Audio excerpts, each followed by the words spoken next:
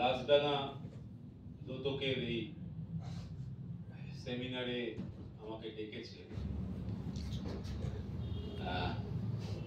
খুবই ভালো লাগছে। রঞ্জন দাকে অনেকদিন পরে মঞ্চে দেখলাম।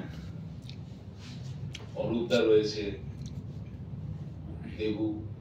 দেবরঞ্জন রাগ বন্ধু, এবং এখানে যারা আছেন সকলকেই আমার কৃতজ্ঞতা জানাই।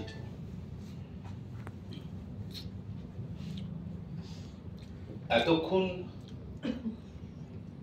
আমার মনে হচ্ছিল আমি গুপ্ত সমিতির কোনো মিটিং এ এসেছি। তার কারণ এখানে যেন কোন জায়গাকার ইউনিট আছে, তাকে বলা হচ্ছে তুমি কিভাবে লড়াইটা করবে, কোন পথ দিয়ে তোমার অঞ্চলকে উদ্বুদ্ধ করবে। এখানে তো বলা হয়েছে বোধহয় যে সাম্প্রতিক সময় থিয়েটারের প্রয়োজনীয়তা বা থিয়েটারের প্রয়োজন আছে কিনা। আসলে প্রয়োজন নেইটা কে বলেছে আমি না, সেই মানুষটাকে, সেই জলে ঢেলে দেওয়া মানুষটাকে খুঁজছি যে প্রয়োজন নেইটা কে বললো। আর থিয়েটার শব্দটা আমাদের কাছে কিরকম বাংলা হয়ে গেছে বলেই আমি আর নাটক বলি না, আমরা বলছি থিয়েটারের দরকার আছে কিনা অরূপদা বলতে পারবে।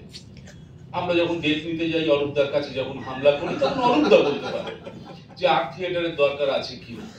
কারণ সরকারি থিয়েটার হলগুলো আমাকে আর দেয় না বা অমুক করে না, তাদের অনেক প্রয়োজন, রেনোভেশন নাম লিখে রেখে দেয়।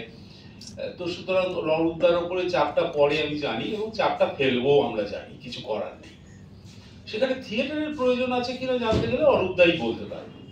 কিন্তু যদি এটাকে নাটকে কনভার্ট করে নিই, তাহলে আমার মনে হয়েছে আমি যেভাবে ভেবে এসছি সেইখান থেকে যদি আসি, তাহলে আমি একটু আমাদের অতি পূর্বপুরুষের কাছে চলে যাই। তার নাম হচ্ছে ভরতমুনি। তা ভরতমুনি একটা নাট্যশাস্ত্র লিখলেন, নাট্যবেদ লিখলেন। এইটা রচনার আগে একটা কাল তৈরি হয়, যখন চতুর্বেদ তৈরি হয়েছিল। সেই চতুর্বেদ পড়ার অধিকার কারো ছিল না, এবং সেই যখন ছিল না তখন সাধারণ মানুষরা বলল, তুমি বলছো যে এই চতুর্বেদের মধ্যে সমাজতত্ত্ব রয়েছে, অর্থনীতি রয়েছে, গান বাজনা ইত্যাদি রয়েছে, তো আমাদের তো অধিকার নেই, আমি কি করে শিক্ষিত হব, আমাকে শিক্ষিত করো। তখন ভরতমুনিকে